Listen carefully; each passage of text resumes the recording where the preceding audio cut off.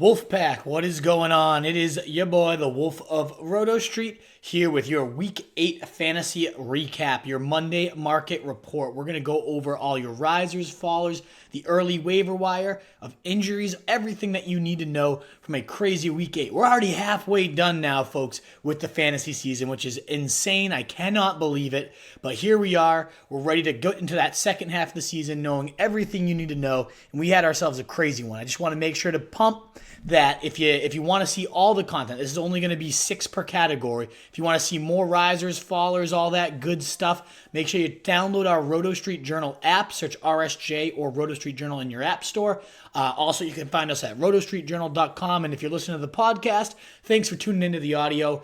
Fantasy fullback dive, repave your path to 2019 titles, but you want to join that live show every Monday, 7 p.m. Eastern time on Facebook Live. You can find us at Roto Street Journal, and we will be here to answer your questions. I'm already seeing my classics. We got Giuseppe, my guy. We got Austin Firster shouting it out like I love to see. Like and share. I appreciate that, my guy. Anyone tuned in that doesn't mind sharing this out, dropping in any fantasy football groups, that has been huge for us this offseason. Our following is rising every single time because of it. So that's because we love you guys. Thank you so much for all that. And if you're willing to, then by all means, share it out and help us grow our audience. Let's get into what you want to know, though. Let's get into our fantasy football takeaways from Week 8. We got to start at the top here with Tevin Coleman. Hopefully you listen to our daily fantasy podcast, our DraftKings show. We had Ian Hartitz on, and the one guy we pumped time and time again, made me some money, hopefully made you guys some money, was Tevin Coleman. 11 carries, 105 yards, 3 scores, in addition to another score on the air. 4 total touchdowns,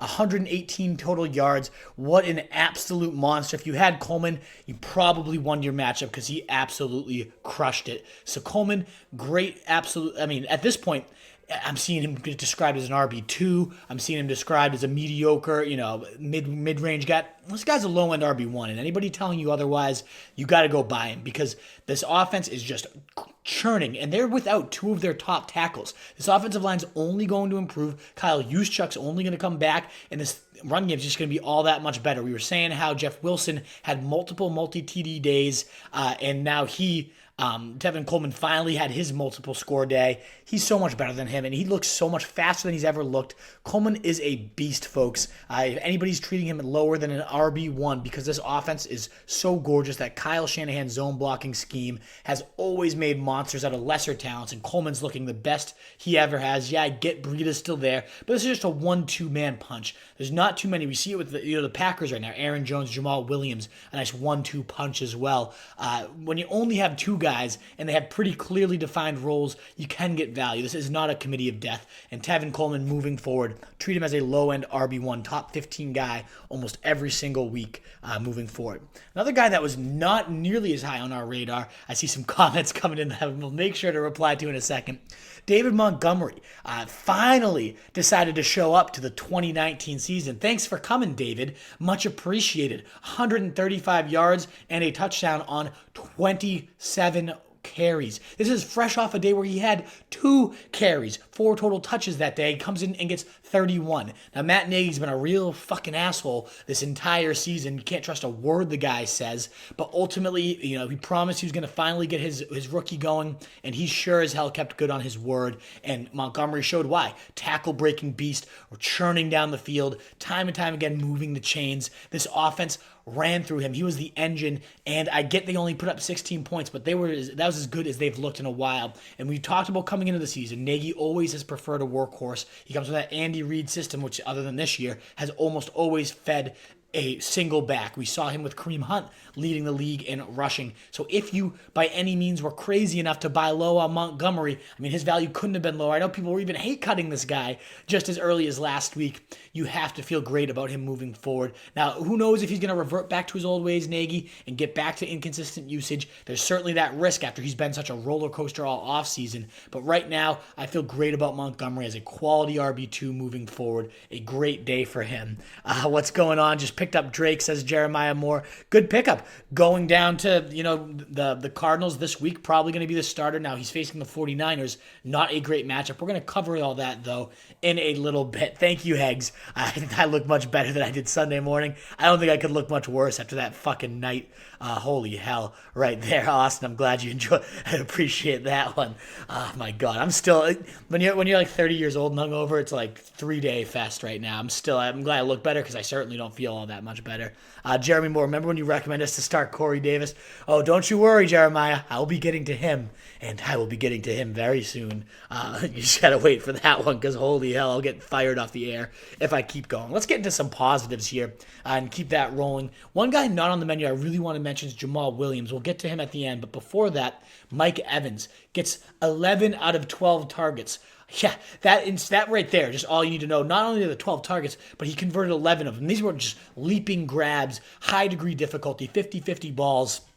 Goes off for 198 yards, 2 TDs, with Jameis Winston looking as shitty as ever. Mike Evans still was an unstoppable 40-point fantasy day force. And this was against the Titans, too, one of the better teams, giving up the 6th most points to wide receivers, so pretty limiting, and Evans just still goes in and gets it done. He has, of course, been boom or bust. He had a 0-point day and then gets a 40-point day, but the booms have been oh so worth it. So hopefully you had him in your lineup despite the tough matchup. And if you didn't, this is a glaring reminder that you ultimately have to have this guy locked in moving forward. He is too talented, too good at football. He's made Winston a worse quarterback because he just bails him out on every fucking throw. That's how good this motherfucker guy is. He dominated all day. Didn't matter who was covering him. Their top guy, the double coverage, he was just ripping off huge chunk plays throughout the afternoon. Godwin obviously suffered a little bit in this, and he still remains, that main guy. But with both guys over 1,500-yard paces right now, you got to feel great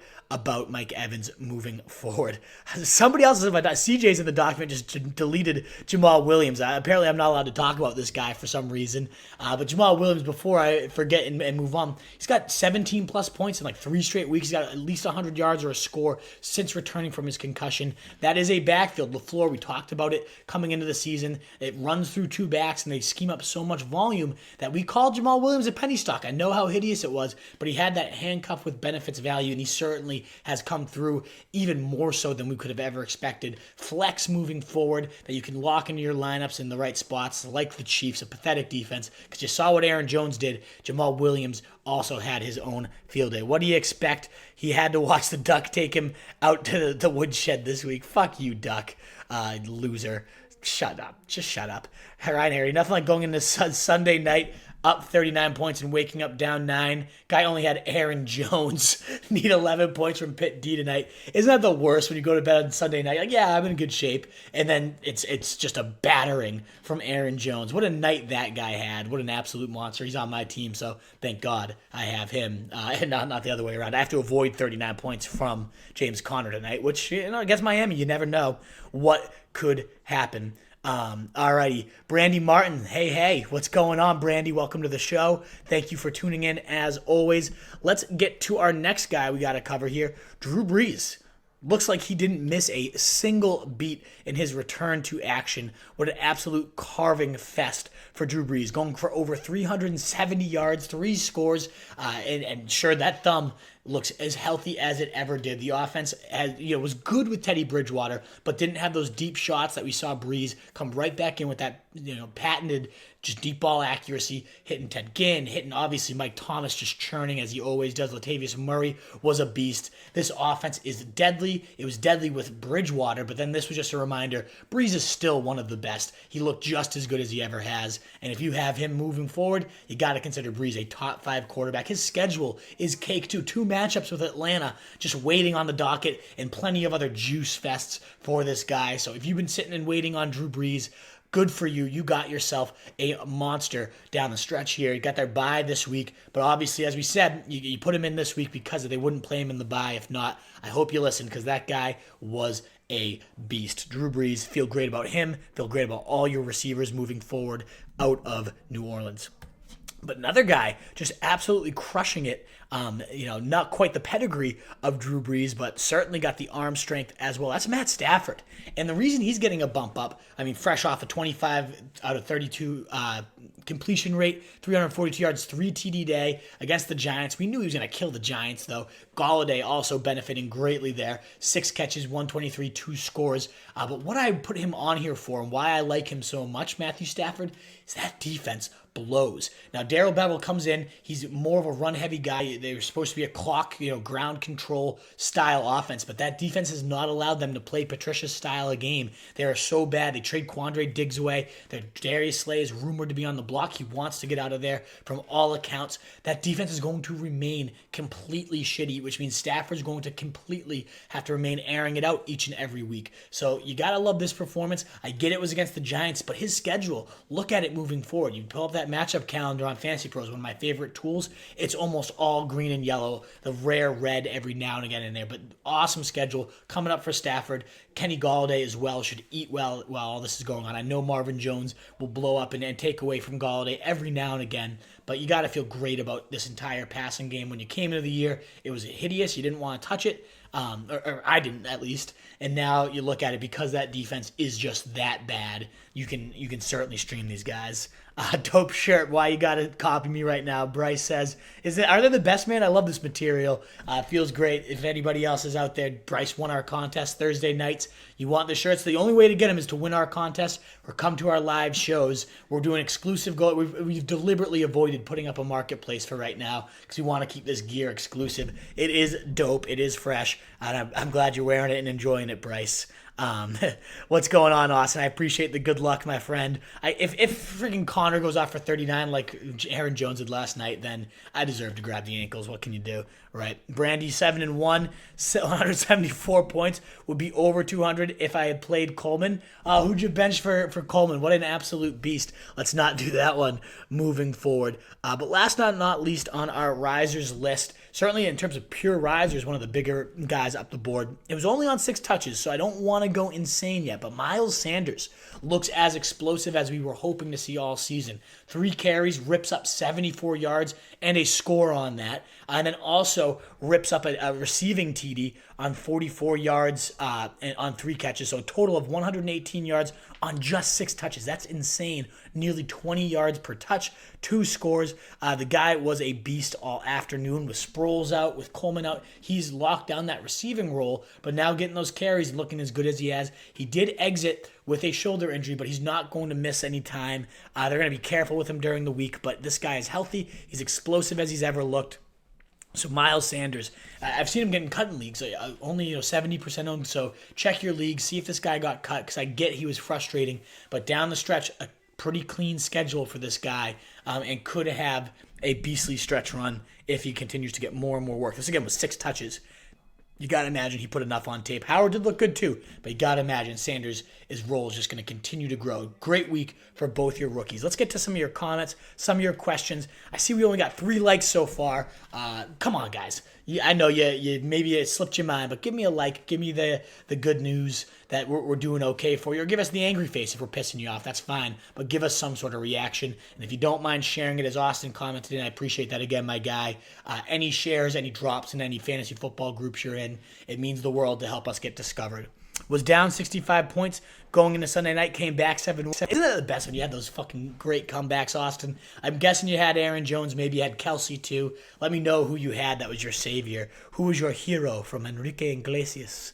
Matt Duckworth, 10-11 air yards for the season on Evans, absolutely feasting. Just eating air yards after air yards. Moved him down to the bottom of the list where he belongs. What are you talking about, CJ? I fucking no. Oh, Corey Davis, is that what you're talking about? Who knows?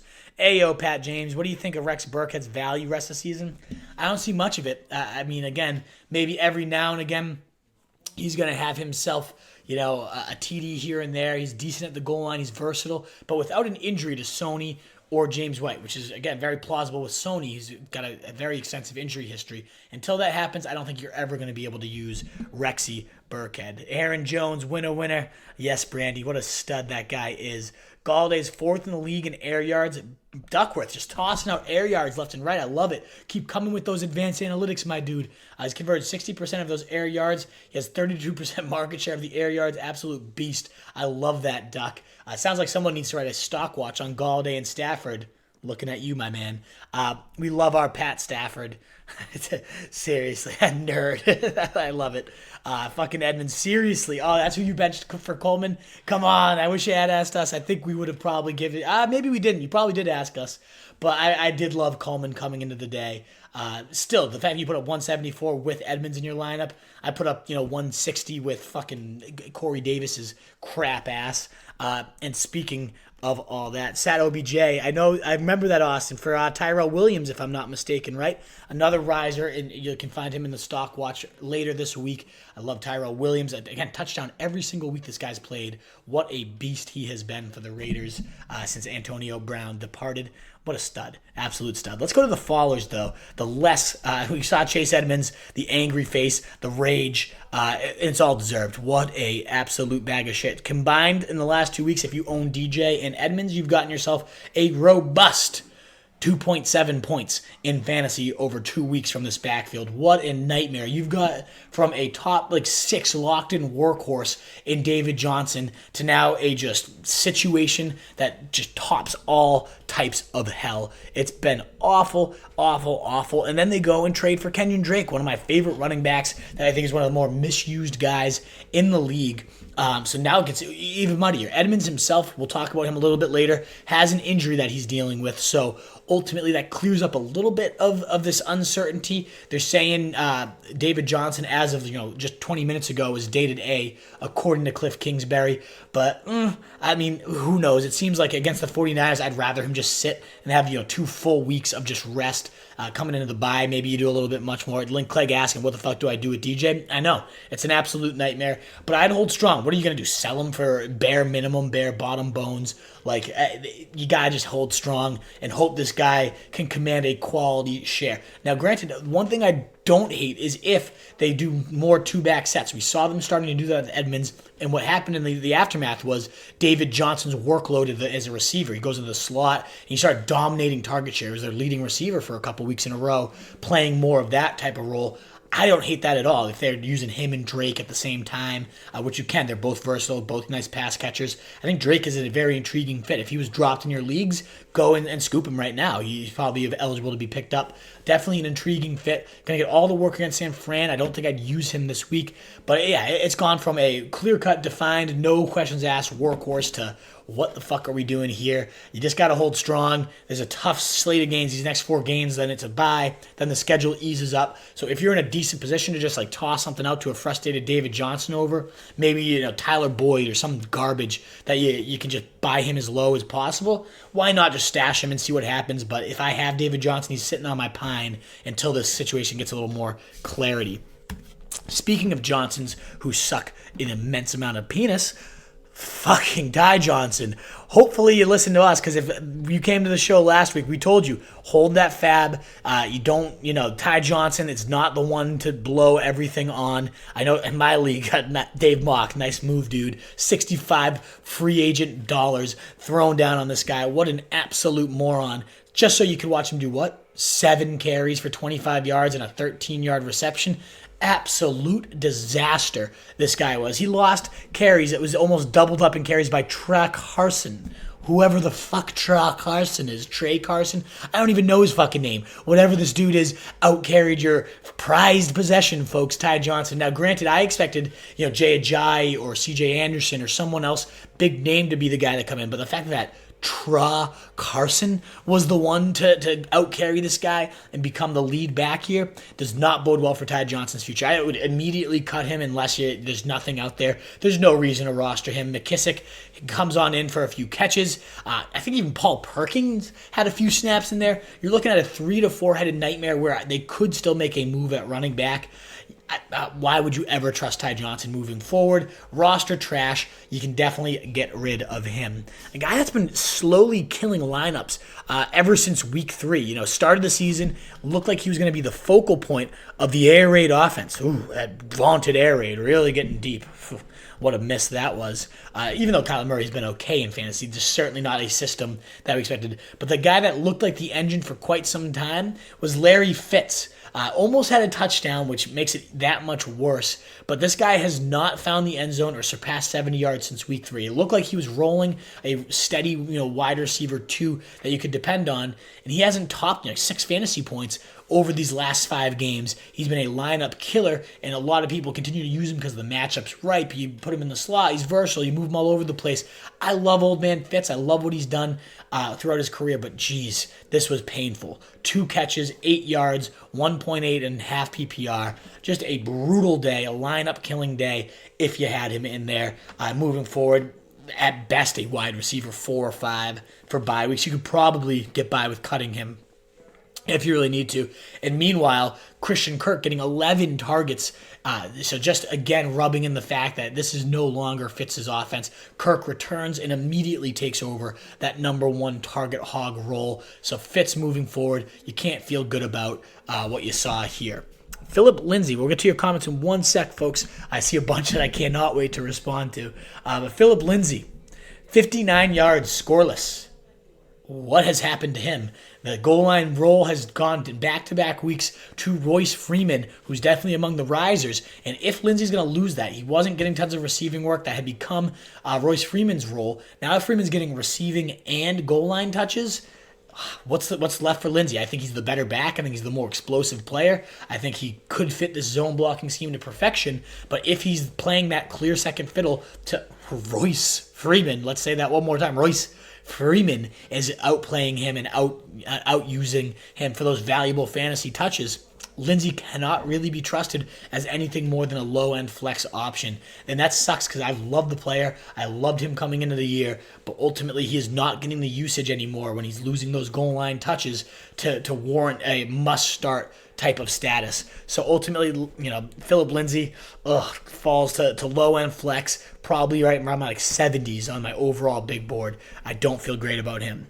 And now, as Jeremiah alluded to, I might need a couple deep breaths before this one.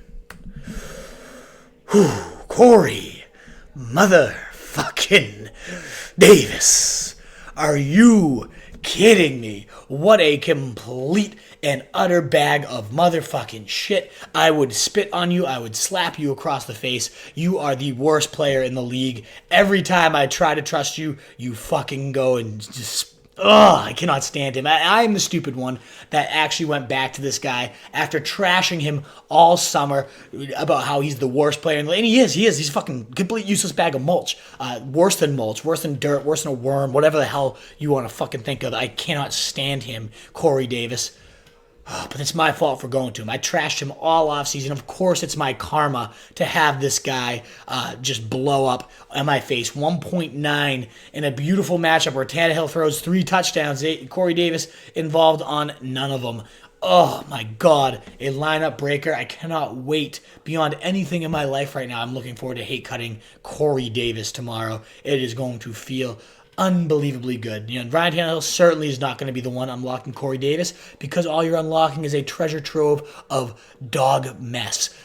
Complete useless bag of dirt. I don't know how many other ways I can say it. I'm probably just repeating myself in blind rage. I can't keep talking about him. I got to move on to Terry McLaurin before I just throw up all over myself, all over this fucking, Corey Davis. Terry McLaurin. A guy I do love, a guy that dominated, a guy that actually has a semblance of talent and far beyond it, but only gets 4 catches for 39 yards, all in the first half while Case Keenum was playing because Dwayne Haskins sucks. CJ, if you're tuned in still, Dwayne Haskins sucks. OSU boy sucks. He is horrendous. He doesn't even know the playbook, and it's week 8. It's midway through the season. The guy hasn't studied enough to know his playbook. He had to get called out by AP. And that's why Terry McLaurin's a faller. He was roasting Xavier Rhodes time and time again, all night long, wide open. Multiple deep shots could have been hit. And when you're hoping for Case Keenum, you know your situation's bad. So ultimately, McLaurin, his status is tied to Case Keenum, which again, the more I say that, the sicker I get. But that's how bad Haskins is. And the fact that you're in that terrible of a situation, the offense has become obviously significantly more run-heavy under Bill Callahan, with AP just turning back the clocks right now. That all means McLaurin has gone from 15 to 16 to 20 even weekly points to now, is this guy going to hit? You got to obviously have Keenum there to trust him. He has a tough matchup this week facing, I believe, Chicago. McLaurin, though, oh, God, no, Buffalo Bills, sorry. It sucks because this guy has the talent. He's been getting wide open, but surrounding talent is a huge part of that equation for fantasy value. And right now, as long as Keenum is hurt, he's not going to have that. Love to hear that 187-171 final, winning a fucking barn burner like that is the GOAT. Clay, I hope we covered David Johnson sufficiently for you, but let me know if you have more questions about him. What's going on, Jimmy? Welcome to the show. Cooking dinner and watching you. Hub's playing COD, but he has Connor tonight and down 28. You think he can pull it off? Brandy, I root for you. I root for the Hub. But ultimately, I'm facing Connor, and if he gets 38, I lose. So I hope to God Connor doesn't. Or 28's fine. Just don't get to 38 for the love of God, James Conner, please. But yeah, against Miami, I mean, didn't Connor have 27 last week? So the guy can absolutely get it done in this complete cream puff matchup. Trade Murray to the Kamara owner or hold on to him? Depends what the price is. At this point, I could definitely see you selling him. Kamara should be back in week 10, but we're seeing right now why we raved so much about Murray coming into the year. Because if and when anything happens to Kamara, you're getting yourself a bona fide, locked-in, no-brainer RB1 each and every week.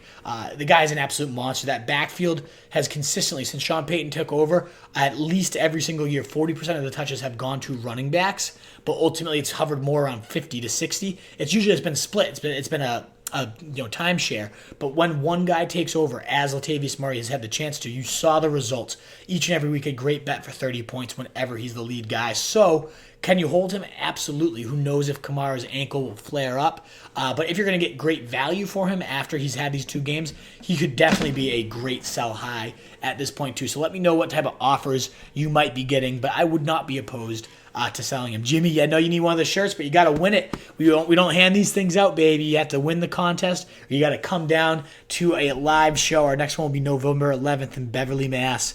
So you guys come on down if you want the gear. We do not post it at all. Carson worth a stash. Trey Carson, we're going to get to him in a second. Let's actually get to the waiver wires. He's on our list there, Austin. It's a great question. Ultimately, just to answer you and kind of get ahead right here, I don't think you have to. I just think it's a 3-headed nightmare. But he was the carry leader, so he is worth mentioning. Again, 12 of the carries, but just doesn't have any semblance of talent. I really think this is going to become the Matt Stafford show here down the stretch with that defense as bad as it looks. That's why I've become a huge fan of Stafford for the stretch run. Before we get to waiver wires, again, just pause to quickly pump up. If you don't mind giving this a like while you're tuned in, if I can answer your questions or have helped you at all, the likes help us get discovered even more so. Any shares or drops in any Facebook Live or other groups that you don't mind sharing with, it's been so instrumental to our growth. I look forward to talking with you guys every Monday, and we're already at 54 comments for a Monday. That might be a record. We've had 100 on our last rankings. You guys have made this a great season of growth, and I appreciate it. So any more help you guys can give us with that always means the world. So thanks so much. And of course, if you want the app, RSJ RotoStreet in your app store or rotostreetjournal.com/stockwatch for more content. All right, let's get to a couple more questions here, and then we'll get into these waiver wires as you see the list there. Wolf, what's up? Seamus, good to see ya.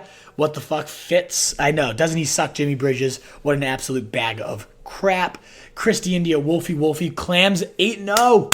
That's what I love to hear, my dude. My RB2 situation's getting sketchy. It's between the Band-Aid, Breida, and Jamal Williams. Well, as I mentioned at the top here, I think Williams could be a serviceable, especially in your league, 14 teamers, D India.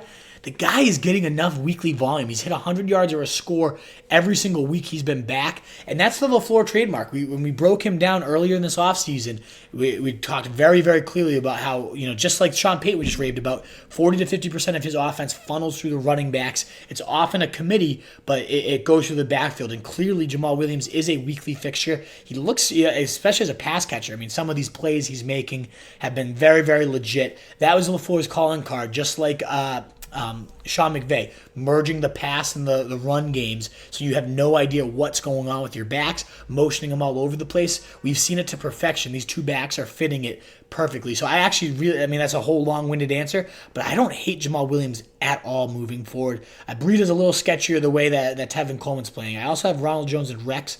Think I need to make a move, rolling out Mike Evans, Reek, and Diggs with some depth behind them. I mean, if you got the depth to pull it off, then yeah, make a move. If you can package a Breida and a Diggs and get yourself a horse, then go for it. Because yeah, I mean, I would love having Jamal Williams. I think he's serviceable, but I wouldn't also sell your soul to get one when you're 8-0. You're sitting pretty. Like, clearly it's working, so you don't want to shock that fantasy locker room with an unnecessary move and have your team suddenly revolt on you. Should I drop Ty Johnson from Mark Walton PPR? Giuseppe, do it and do it now. Let's get to Mark Walton here. I'll tell you why. Mark Walton only 32% owned. He's going to be that lead back because Kenyon Drake has been removed, folks. Drake was over half the snaps, was the lead guy. But Walton has slowly and steadily started to climb and take over, at least as the touch guy, and made a near even timeshare. But now at this point, who's left? Kalen Balaj. You could see the throw up come up my mouth as I mentioned Kalen Balaj. Oh, disgusting. So Drake's departure definitely opens up significant work for Walton, who's already been cited as a 3-down threat by his coaches, a guy that can shoulder the entire load. Nothing special, clearly. He was a third stringer on the Bengals last year. But ultimately, volume can be king, at least especially in bye weeks. I get that the run game has been nothing because the Dolphins' line is pathetic, but as long as he's getting those pass game touches, that's not Balaj's specialty. Balaj will come in for a goal line plunge here or there, but you're looking at probably 70% of the work right now, even if that's in one of the worst offenses we've ever seen in our entire lives. That is valuable. And now look even more so at the schedule. The fantasy playoffs, Mark Walton faces the Jets, 6th most points, Giants, 5th most points, and Bengals, 1st most points. The absolute dreamboat, easiest schedule for any running back. So ultimately, whether this guy is talented or not, when you're getting that type of volume and that type of matchup, you have to feel solid about Mark Walton moving forward. After him, a guy that I've talked about probably 35 fucking times on this podcast, Alex Madison, only 24% owned still. He rushes 13 times for 61 yards, and this was with multiple 30-yarders called back on the guy for holding. He also gets 2 catches for 3 additional yards. Now, granted, none of that's moving too many needles. 7 points in your flex. You're not really relying on that because you never know when the volume's going to come. It comes in garbage time when they're pounding out a team, hammering it at home. He has become that closer. And, of course, Dalvin Cook, season for the ages, purple Jesus. My good God, I have nightmares that I passed on him for Joe Mixon. Still haunts my dreams every single night. Mixon, decent day this week. Regardless, won't ever be Dalvin Cook this year. But still, you can't just sit here and pretend that Dalvin Cook doesn't have a sketchy injury history. He's missed significant time in his first 2 years. I'm not saying I want anything bad to happen. Of course I don't. I love what he's doing. He's on pace for over 2,200 yards and 18 touchdowns, maybe even 21. I forget the exact touchdown pace, but it's insane. It's a season for the ages right now. But it could end in the blink of an eye. So if you own Dalvin Cook and you don't have Madison, you deserve to lose your handcuff to someone else. And if Madison's sitting out there and Dalvin Cook's owner doesn't happen, you deserve to punish him because this guy would be a stretch run hero. The schedule down the road here for the Vikings is a joke beyond all jokes. So the zone blocking scheme, Madison is no Dalvin Cook, but its scheme is working so well. Madison has shown a great fit in this. He's got the vision, he's got the burst, he's breaking tackles. So ultimately, if Madison became that lead back, it's one of the most run-heavy attacks in the league, he would be a low-end RB1 every single week anytime he's making a start. And that is well worth rostering, well worth holding on to. And against Kansas City, it's so bad against the run, maybe you can even fire him up for your flex this next week. I'm going to get to your questions in 1 second. Let's hit Darren Fells, who almost ruined my Fantasy Sunday, but thankfully Aaron Jones grabbed me from the depths of hell and carried me up. But Darren Fells, 19% owned at one of the hardest positions to find something reliable. That's tight end. Catches all 6 of his targets, 58 yards, and 2 scores. He seems to be becoming that broken play, when Watson's scrambling, when he's down, has his eye poked out, he's just trying to find his big body, and that's Darren Fells. He chucks it up, and Fells continually has been coming down with it. Ultimately, without Fuller in the lineup, he's starting to carve out more and more of a snap share. He's got multiple 2-score days over his last 3 games. So ultimately, yeah, I get it's touchdown dependent. I get there's another tight end there, Akins, that has gotten some random love, some random big games. But this is Fells. Fells is the top guy, no doubt about it at this point. This is a high-powered offense with a need for weapons after Fuller has left. So Fells becoming that every down guy, becoming such a red zone force, and that broken down play guy for Deshaun Watson. At 20% owned, you could do a whole lot worse at your tight end than Darren Fells. Let's get to some of your questions, folks. Giuseppe Russo, should I drop? Oh, yeah, we just answered that one. Do it. I totally agree. What's up with Jay Williams? Hopefully we ended up getting you that one. Dan Howland, I appreciate that so much. I love you guys for, I don't need you guys to praise me, but when you do, it doesn't hurt by any means. It makes me feel great. And I'm happy that I've helped any of you guys up. Let it rip, Wolf. Tear up, Davis. Mulch. Yeah, mulch is generous for that fucking bag of dirt. Oh, my God, I can't eat.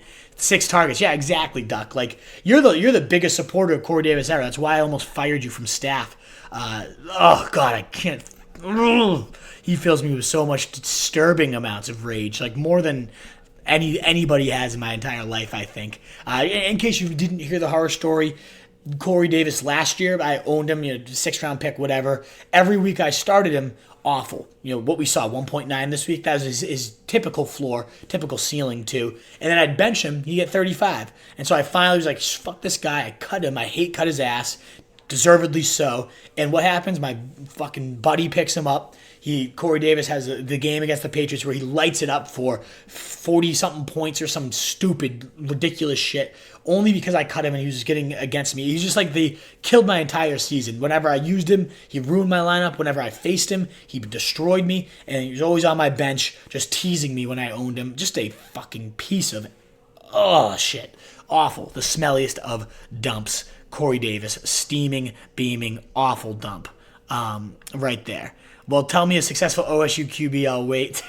Doc, I wonder if CJ has any type of comeback to that one. CJ somehow not a top fan, too. What a loser. Robert Moreno, I'm going to win this week despite McLaurin underperforming. Hopefully Keenum comes back. I'm with you, dude. I had McLaurin in, too. 5.9 seemed like he was off to a nice day, and then Keenum loses. We need Keenum back beyond any belief. What would you stay put with your roster being 7-1 and use waiver for flex when need be? Have some more big buys coming up, but don't want to trade if I don't absolutely need to? Yeah, I mean, there's no reason to help anyone else out, so don't trade unless you're getting the better end of the deal. Now, granted, Austin, it's all about winning in the playoffs, so it's time to start. If you're in that great of shape, 7-1, 8-0, now's the time to take a little bit of look ahead. A great tool on, I think it's fftoolbox.com, where you can filter out the playoff games. I also love matchup calendar by Fantasy Pros. If you look at weeks 14, 15, 16, who has those cake matchups? Who might you be able to sneak in, find a guy that needs to win now, prey upon the people that need bye week replacements, and we'll sell you these studs that are on bye just for someone to fill in because they cannot stomach a loss. So yes, I don't like trading and helping people out when I don't have to, but it's also the Wolves truly pounce when people are down for their bye weeks. They pounce and get those playoff, the best playoff schedules, and we can definitely do an article moving forward. Doc, I feel like you're great at strength of schedule, so feel free if you want to help lead the charge on that. I do love making moves to bolster my roster for a playoff and prey upon the people with injuries or bye weeks needs to get somebody else. What Ertz do I with? What do I with Ertz? What's his trade value? I think you're asking what do I do with Ertz, says Dan Howland. And I'd be pretty nervous at this point because, one, The volume's not there. We knew it was going to go down, but I didn't think we could have ever predicted it'd go down this much. But the main reason it's gone down so much is Dallas Goedert is an actual monster. This guy is playing like a man among boy, breaking tackles, scoring every single week. Like him and Ertz are neck and neck in terms of who they can be, which one to use each and every week. So ultimately, yeah, it's tough. It's tricky to trust Ertz. You got to because it's Zach Ertz, and his trade value's got to be close to nothing right now, Dan. Like, who would be out there trying to buy Ertz? So it'd be real hard to sell him right now for complete bare minimum, complete bottom barrel price. You never want to sell low, but if somebody out there is like, yeah, I still like Ertz, I want him as a throw-in, then yeah, maybe. Snell or Balaj tonight? Ask Jimmy Parsons. You are in a tough spot, my friend, but I'd go Snell. One, just because Connor continues to get knocked out of every single game he plays. But two, I can see them getting up so big against Miami that it becomes, let's see what our backup can do and how we feed let's see what Snell's made of. I could definitely see this being a Snell night. He got, 16, 17 carries last time. Balaj, he maybe falls into the end zone. He's done it a couple times in a row now. But Snell, better player, better bet to get more consistent volume. And that's even with Drake out. I lean Snell, but good luck. How do you enter the contest, Austin? Every Thursday we post a matchup. You can find it on Instagram, Facebook, Twitter, wherever. I know you find us on Facebook here, and you got to get all 5 of them right. So, what's this week? The Cardinals versus San Fran. So it'll be, Kyle Murray versus Jimmy Garoppolo. You got to get that one right. Then it'll be, Dante Pettis versus a trash can because the trash can is more valuable to anybody else's life. But ultimately, you got to pick the 5 matchups we go with and get them right, and we'll mail you a shirt if you get those right. Or come visit, my man. Come on down. We'll have a great time. Anybody that's been to the events has always loved them. How do I enter? So yeah, there's that. Let's get through the rest of these. I'm going to get to yours, Anthony, in 1 second, but I want to cover these guys. Chris Conley. I want to make sure to get a wide receiver on here. We got tons of running backs and tight ends, and that's the fourth. What I love to do at this point of the year is stacking up running back after running back. Thing of injuries, but if you need a wide receiver streamy time. Chris Conley, 3% owned, catches 4 of 7 targets for 103 yards and a score. Most of that a 70-yard bomb. But we've seen him and Minshew make some magic. He kind of disappeared for a little bit. But his last 2 weeks, 186 total yards. So he's really starting to come out of his shell. And moreover, D.D. Westbrook, as we'll cover in the injuries, gets knocked out and is looking questionable at best for a matchup against the Texans in London. One of the worst secondaries in the league, gets routinely dusted deep. Conley could be a great flex or wide receiver 3 streamer this week. Whether or not Westbrook plays, obviously the volume could be even higher if Westbrook sits with that shoulder injury. But even if not, Conley has shown this nice rapport with Minshew. We know that DJ Chark is that number 1, but still, Chris Conley has been looking really good. He's explosive. We wrote about him all preseason because he was just crushing it at camp. So Chris Conley, if you're desperate at wide receiver, definitely a guy that you can look at moving forward. Let's get to our last 2 guys. Jonnu Smith having himself a day. One of my DraftKings recommendations. If you listen to us on DraftKings, our Thursday night show, if you play DraftKings and you haven't been listening, we've literally hit the money 3 straight weeks. So start tuning in, folks, because we'll help you win some money. Of course, now that I say that, I'll jinx it. Knock on wood here. But Jonnu Smith, our must-stream tight end, catches 6 of 7 targets, 78 yards, and a score, 18 DraftKings points for $2,800 there. But it was the usage that we really loved. He was clear-cut the number 1 weapon for Ryan Tannehill. He was going on 50-50 balls. He was going in the red zone. He was ripping yards after the catch. The guy is a athletic freak, as we've always raved about. And came down with a beautiful 5-yard touchdown, had multiple other huge chunk gainers, and whenever Delaney Walker's out, now he's up to 142 yards over his 2 games, has gotten 10 targets across those slates, and 9 catches over those. So given how bad tight end is this year, if Delaney Walker's injury remains, and even if not, it seems like Jonnu might take over anyways. But this is a tight end that you could definitely stream most weeks. A decent schedule coming up for all positions here. Last but not least, again, we're gonna have more waiver wire articles, more guys to pick up and check out. But last but not least, then we'll get to your questions on some injuries. I wanted to make sure to highlight Cam Newton, only 41% owned, so could very well be out in your league. I get if you owned him, you recognize how shitty he was, but Cam wasn't healthy. He hasn't been healthy for like 2 seasons now, and the fact that they're waiting till he is 100% set and ready to go tells me we were going to get the best of Cam Newton when he comes back. He couldn't throw the ball. His shoulder was ailing. He wasn't running. We need Cam Newton to be mobile, running, and chucking deep balls. And when he was hampered, he couldn't do any of those 3. The reason I put him on this list, the calendar, the schedule coming up. Tennessee and Green Bay, the next 2 matchups, not great. Kyle Allen's going to be playing that Tennessee one. Green Bay, it might still be Kyle Allen. But after that, listen to this gravy train. Atlanta, first most points. New Orleans, 8th most points. Washington, 9th most points. Atlanta, first most points. Seattle, 14th. Indy, 17th. New Orleans, 8th.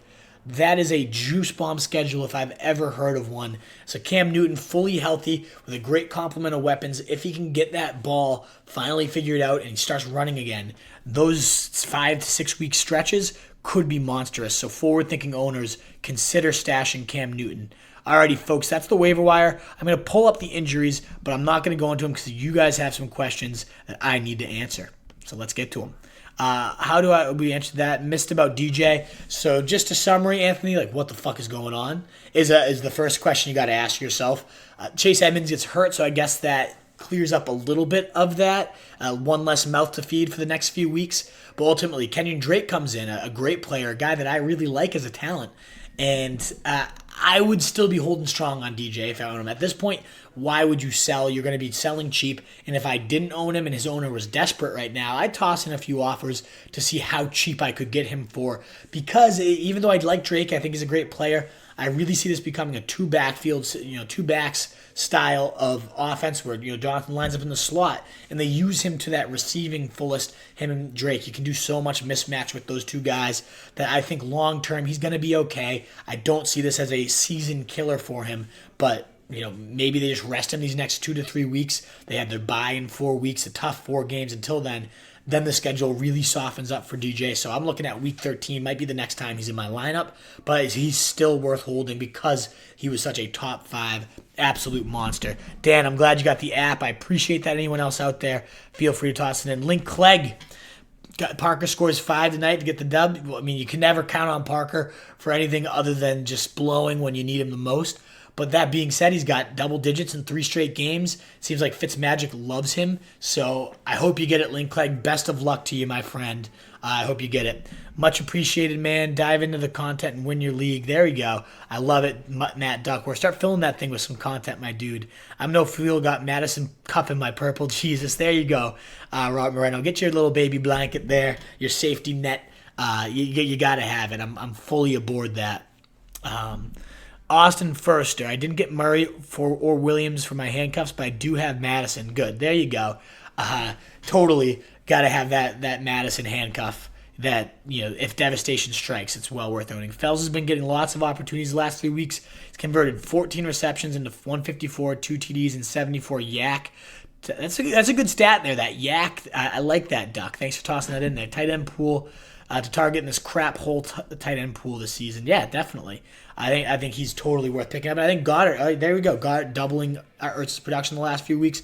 Balling out since been coming back. Sell Ertz now. Pivot to Fells or someone like Jonnu and get a good piece along the side of them. I mean, yeah, if you can sell, if anyone's going to buy Ertz, then sell him. I just don't think you're going to get the offers you want. I'll have to pay attention. I'm down. I'll mail you some venison as well. I love it. And if I travel, good chance we'll both end up. I love it, Austin. I'm trying to avoid that for the foreseeable future. But yes, McStreamy, I'll see myself out. Nice. Well done. I'm up by 10. He has Juju. What do you think, says Michael? Oh, man. Against the Dolphins, I think Juju should be most likely getting his. That being said, is it full PPR? Is it standard? Juju's been quietly decent, and people aren't recognizing it because it's not your wide receiver one, the guy that you thought you were getting at the end of round one. A lot of people are not recognizing the fact that this guy's been a top 25 wide receiver 2 out of his 3 weeks with Mason Rudolph. He's still sturdy. I think he's definitely a good bet to find the end zone against the Dolphins. So I hope for your sake he doesn't. I'm not facing him, so it means nothing to me. I don't own him anywhere, so it doesn't mean anything to me. I hope you get the win. But if I'm just being honest, I don't know if I like your chances here, Michael. Good chance you get burned, homie. Good luck, though. That Austin being the realist, I love it, man. That's why you're the fucking man, Austin. Duckworth, PPR, I don't like your chances. A lot of people coming at Michael. Sorry, Mike. I don't either. I'm with these guys. It's not a great spot for you. Xavier Howard. Yeah, I guess that's a good point, though, Duck. Xavier Howard maybe locks him down. Rudolph has 2 TDs last 3 games, so hopefully he doesn't find Juju, but you doubt it. Yeah, it could be. James Conner coming from me though. I hope not. We'll find out. I got Pitt D going tonight with a W in the bag. Would you drop them and pick up Walton to avoid waivers? Josh, that's tough. It depends on how bad you need the points right now. Because they're in a great spot against Miami, so it's you're probably racking up 12 points or so with Pittsburgh D. But that being said, I definitely would want to get Walton. Again, you're looking at a potential featured back the rest of the season here with the easiest of playoff schedules. I get he's not great. I get he was a third-string back for the Bengals last year. But when you're getting 70% of the touches, including receiving work, he's got to be owned. So if that means sacrificing the points to get him, Josh, then yeah, I would do it. But then it's who do you cut next week for your defense? Why don't you just cut that person now instead and just take the points here? Devin Bush scores defensively tonight. Solid call. The guy's been an absolute monster so far, Austin. Let me answer these last 2 questions. We'll run through the injuries, and then if you guys got any more, toss them on in here. What's El Murray worth at this point with Kamara coming back? I would, as I suggested earlier, Anthony, I'd sell high if I could to the Kamara owner. You need to get your handcuff. Give me a quality wide receiver 2 for him, something of that nature. Gauge the value. Now, personally, I wouldn't even be my top 100 because he might get a touchdown here and there. He looked so good that maybe his work goes up a little bit moving forward. But this is going to be the Kamara show when he is back and fully healthy. So Murray is going to be relegated right to what he was beforehand, which was at best flex if he scores. And if his owner is going to overpay, if the Kamara owner needs that handcuff, then capitalize and take advantage of it, Anthony. I'm all about selling Murray right now. If so. Worth working a deal with me, LMAO, both in the same league, Wolf. Oh, is that how you found us, Austin? It's through Anthony. Anthony's been a long-time guy. Appreciate the league mates over here going back and forth at it. I love it. Let's cover these injuries for you guys real quick. And then any other questions you have. Corey, you made it in time for the last section.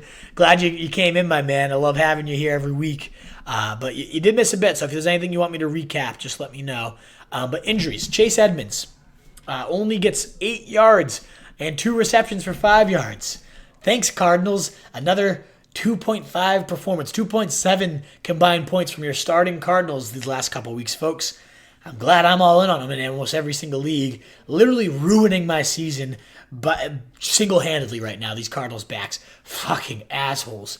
But Edmonds may be out for at least a few weeks. He's doubtful for the 49ers matchup.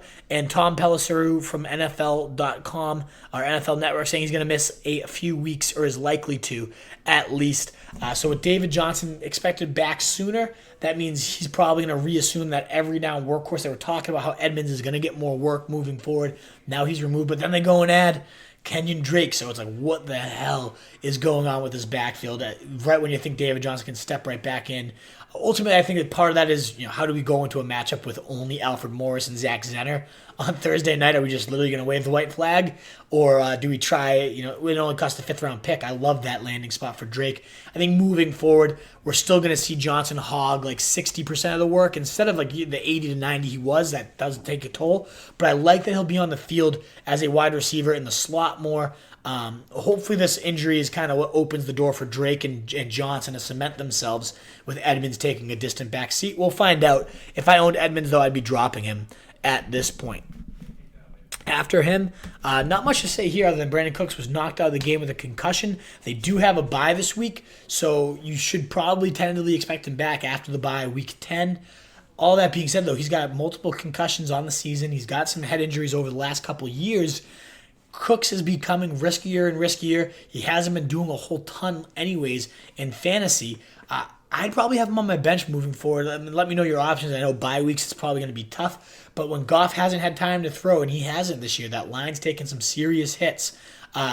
Now Goff's not having the time for those deep balls, those long plays to develop. It's become the Cooper Kupp show. Get it out quickly. Let this guy do work. And speaking of Cooper Kupp, my good God, how fucking thick is this motherfucker? Like ridiculously endowed downstairs, because 220 yards and one score, whatever it was, ultimately got 36 fantasy points. Holy hell, Cooper Kupp, I'm in love with you. I'm in love with Aaron Jones for what you did for me. So I'm all about it. Cooper Kupp, but not Brandon Cooks anymore. Another wide receiver that you hopefully weren't using too much, but if you were, D.D. Westbrook, banged up, forced from the game with a shoulder injury and neck issue. Great sneeze. And did not return, very banged up, and definitely questionable at best to play in London this week. And that means... Oh, sorry, that sneeze has me thrown off. That means Chris Conley, as we mentioned, 3% owned. Even more volume could be coming his way in a cake matchup. Obviously, DJ Chark, you were rolling out anyways, but even more upside this week in a cake matchup. Maybe Irv Smith Jr., a very athletic tight end, takes over some of that middle of the field work. So I like D.D. Westbrook. Solid talent, but now him being removed just clears the path for a lot more volume for some of these other guys. Sam Darnold, thumb injury. It's going to be a matter of pain tolerance, so they say. The guy has the juiciest of schedules. We talked about Cam Newton and how great his stretch run is. Sam Darnold doesn't have a bad matchup between now and the end, whereas Newton, you got a couple more to get through, starting with Miami this next week. So Darnold, it sucks that he's hurt. He's not going to be at 100%.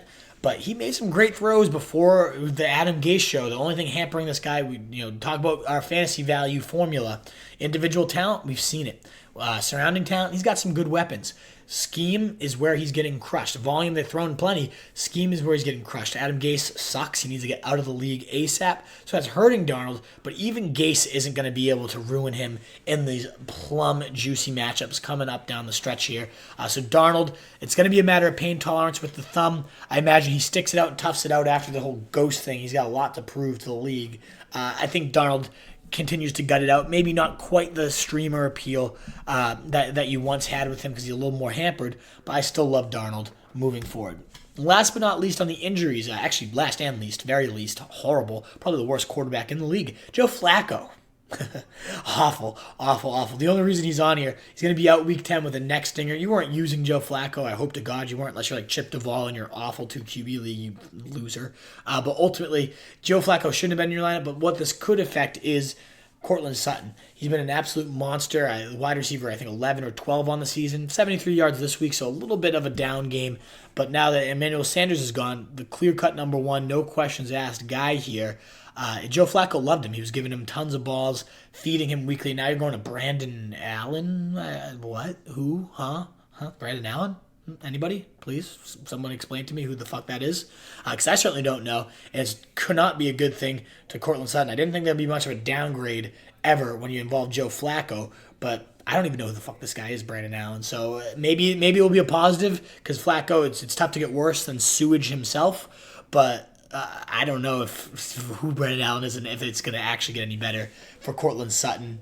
I consider it definitely a negative at this point for him. And now it's on to the mailbag. Any other extra questions we have in here, folks? The rest of the time is you guys, so ask away. Anything you want to know, fantasy, not, whatever. Doesn't matter to me. I'm here till kickoff, so let me know what I can answer for you. Did I make it? Yes, it is. I love it that you guys giving up all my secrets, Wolf. Anthony, I appreciate that, my friend. Much appreciated. I know it's not easy surrendering your secrets to your league mates like that, so it takes a big man, and I genuinely do appreciate that, my friend. Jason, thoughts on Geis supposed to return 71% available? I think it's definitely worth a stash. A lot of IR spots have had Geis stashed for a while, but we're seeing this offense. Bill Callahan just pound the rock. Now AP looks great. And he's kind of turning back the clocks, but Geis is a different beast when healthy. Now, who knows if he'll ever stay healthy? It doesn't seem like it's ever going to fully put it together for this guy for a stretch of even one game. He gets hurt every single time he touches the field, which sucks because he was such a monster at LSU. Looked like a beast anytime he's been on the NFL field. But still, all this to say, yes, he's absolutely worth stashing. He should be on the field in a matter of week 11 is the target return for this guy. And with this offense becoming so run-heavy, he is absolutely worth a stash. I got to pull up real quick the running back calendar. I don't know how their schedule looks because, to be honest, I don't look at running backs for the Vikings. For the Redskins. The Vikings I love. Redskins, not so much. Let me look at Peterson real quick and what this schedule looks like moving forward. Oh, man. They got Buffalo this week, bye week, and then it's Jets, 8th to running back, Detroit, 3rd to running back, Carolina, middle of the road, 16, Green Bay, 5th, Philly, 28th, and New York Giants 6th. So 2 top 6 matchups in your playoffs there. 4 top 10 out of 5 or out of 6 weeks. So 66% is against top bottom 10 defenses here. So ultimately a great schedule, a run-heavy offense. Yeah, Geis makes a ton of sense as a stretch there. I'm glad you brought up his name, CJ. Thank you, gentlemen, Austin and Corey, for the bless you.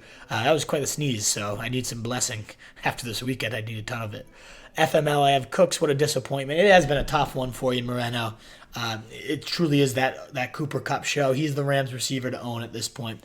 Crowder or Tate this week will need to flex one. Also, do you think Aaron Jones is okay? He is. He came back in, continued to rip it up, Austin, so I assume he's okay just based on how he came in and looked. Great question. In terms of those other two, I lean, is it Auden Tate? Is it Golden Tate? If it's Auden Tate, then definitely give me Crowder against Miami. They're especially vulnerable to slot wide receivers. They're one of the worst slot corners in the league. I think Crowder's going to light it up for 9 catches and 100 yards. If it's Golden Tate, then it becomes a little bit different just because he's just on another level talent-wise. And him and Danny Dimes have a good connection. So let me know which one it is. Robert Moreno, McLaurin and Sutton hurting with QB issues. Cooks get a concussion, not looking good. Oh, I know. Good talent, good natural ability all over the place. Moreno, a lot of big play threats.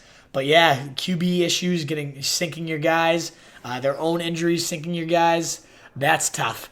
But let me know. I think Conley a good streamer. Let me know who's out there if you're considering anyone for pickups. Happy to help you patch together a lineup there. Hector, how insane is the Pats D? I still hate them. You can hate all you want, my friend, but that defense is a season winner for fantasy, and they're going to be one of the best of all time. Just the stat is so insane that they'd be 3-3, I think, if they never played. If they didn't play a single offensive snap and Brady just spiked it into the ground every single play, the defense would still have this team 3-3. Is Ridley in concussion protocol? Asks Anthony. I don't know, actually. If anybody else is watching and saw any news on that, by all means, let me know, because I don't know if he's in concussion protocol or not. So that would suck if so. But they're on bye week this week anyways, so I imagine Ridley will get out of concussion protocol before that. Okay, thanks. Yeah, Auden. Yeah, so I go Crowder there. Is Auden even playing this week? Oh, you're saying for rest of season? Yeah, I still go Crowder. Definitely this week coming up against Miami. But just season long, when you got A.J. Green returning, I do like Auden, the volume he's been seeing. But I think Crowder has the much better setup season long.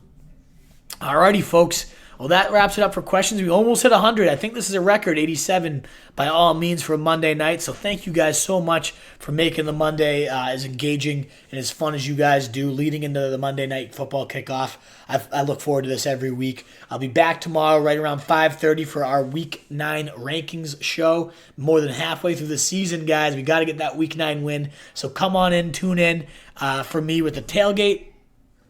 And ultimately, I see Steven, my guy. Didn't you watch the second half of the game? He came right in, started the second half, had a monster. Yeah, so I think you're talking about Aaron Jones. He did have that monster second half. He should be good to go. But guys, thanks so much for the support as always. This is the Monday Market Report, your Week 8 fantasy recap. We do this every Monday, 7 p.m. Eastern Time, live on Facebook. You can find it also on the podcast, the Fantasy Fullback Dive, where we pave your path to 2019. titles, and you can get that ranking show again tomorrow. We'll of course be there for your Sunday tailgate on this coming Sunday, maybe even a Thursday bonus. We got the DFS stuff. It's just been a great season because you guys make it. So thanks so much for the support and any type of shares and reviews, everything you can leave us to help means the world. But thank you guys so much for coming in every Monday. You guys are the best. I look forward to it every week. Thanks, guys.